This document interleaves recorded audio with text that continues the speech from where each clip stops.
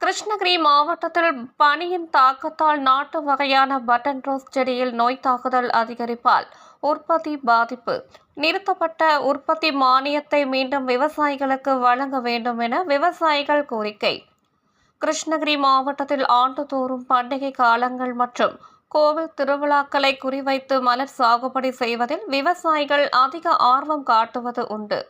அந்த வகையில் கிருஷ்ணகிரி அருகே உள்ள ஆலப்பட்டி, பூவத்தி, கூலியம், செம்படமுத்தூர், ராயக்கோட்டை உள்ளிட்ட பல்வேறு இடங்களில் விவசாயிகள் பட்டன் ரோஸ் எனப்படும் ரோஜா மலர் சாகுபடி செய்துள்ளனர். தற்போது கிருஷ்ணகிரி மாவட்டத்தில் பனியும் தாக்கம் அதிகரிப்பால் பட்டன் ரோஸ் செடியில் இலைக்கருக்கள் நோய் அதிகரிப்பால் பூக்களின் உற்பத்தியும் குறைந்துள்ளதால் விவசாயிகளுக்கு பெரும் இழப்பு ஏற்பட்டுள்ளதால் விவசாயிகள் மத்தியில் பெரும் சோகத்தினை ஏற்படுத்தியுள்ளது. மேலும் இதுகுறித்து விவசாயிகள் கூறுகையில், ஆண்டு முழுவதும் அறுவடை செய்யும் வகையில் பட்டன் ரோஸ் சாகுபடி செய்யப்படுகிறது. இங்கு அறுவடை செய்யப்படும் நாட்டு வகையான பட்டன் ரோஸ் சென்னை, சேலம், மதுரை, திருச்சி மட்டுமின்றி ஆந்திரா, கர்நாடகத்திற்கும் அனுப்பப்படுகிறது. தற்போது பனியும் தாக்கமும் அதிகமாக உள்ளதால் பட்டன் ரோஸ் செடியில் நோய் தாக்கம் அதிகரித்து உள்ளது. இதனால் பூக்களின் உற்பத்தியும் பாதியாக குறைந்துள்ளதாலும் விலையும் குறைந்த விலையிலேயே பூ விவசாயிகளிடம் இருந்து கொண்டதால் செய்யப்பட்டு வருகிறது.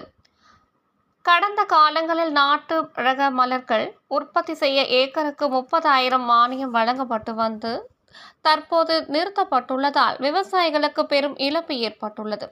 ஆகையால் தமிழக அரசு மீண்டும் நாட்டு ரக மலர் சாகுபடி விவசாயிகளுக்கு உற்பத்தி மானியமாக ஏக்கருக்கு ரூபாய் 30,000 வழங்கப்பட வேண்டும் என கோரிக்கை விடுத்தனர்.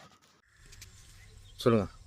நாங்கள் கிருஷ்ணகிரியில் இந்த பகுதியில் வந்து கூலியம், ஒம்பலகட்டு, அம்மனேரி, செம்படமுத்தூர், ஆலப்பட்டி, பூவத்தி, அகரம், கங்கலேரி இந்த ஏரியாவில் வந்து சொட்டு நீர் பாசனத்து மூலிமா நாட்டு ரகமான பட்டன் ரோஸு, பன்னீர் ரோஸ் எல்லாம் வச்சுருக்கோம்.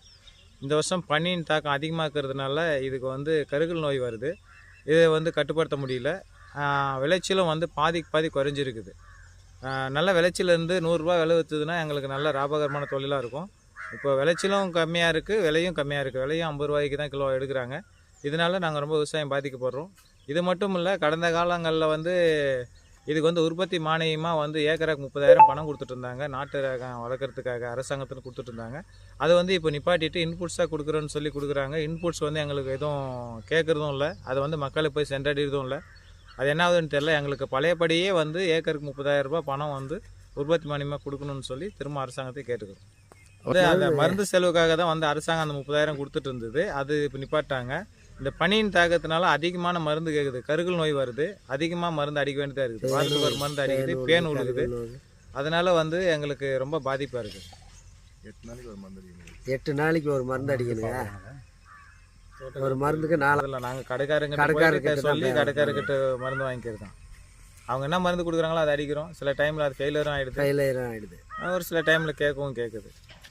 உங்கள் தேடல் நியூஸ் சேனலை லைக் பண்ணுங்க, ஷேர் பண்ணுங்க, கமெண்ட் பண்ணுங்க, ஆல் பெல் பட்டனை கிளிக் பண்ணுங்க, மறக்காம சப்ஸ்கிரைப் பண்ணுங்க.